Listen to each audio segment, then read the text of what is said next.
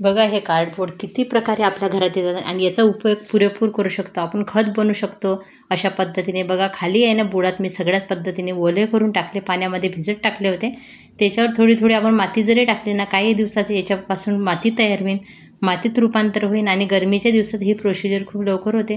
त्याच्यानंतर याच्यामध्ये भरपूर गांडूळसुद्धा तयार होतात. फक्त छान हे भिजत ठेवले ना, थोडी थोडी मध्ये माती टाकली किंवा आपण झाडाचे सुकलेले पानंसुद्धा टाकू शकतो. बघा हे पूर्ण पाण्यात भिजू घातले होते असे बारीक तुकडे टाकून, किंवा आपण खतामध्ये पण मी बऱ्याच प्रकारे उपयोग करतो. बघा हे झाडू मारल्यावर परत त्याच्यावर टाकलेलं आहे.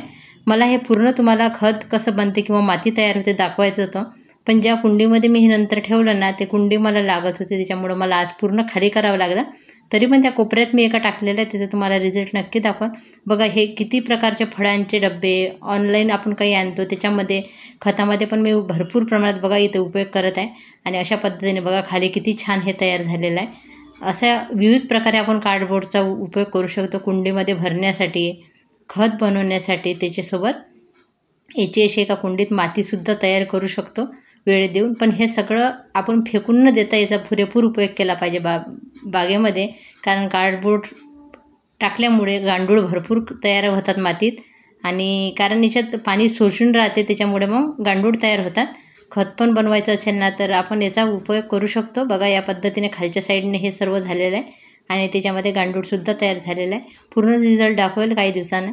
पण आतापर्यंत आवडलं असेल चॅनलला सबस्क्राईब, कमेंट करा. धन्यवाद.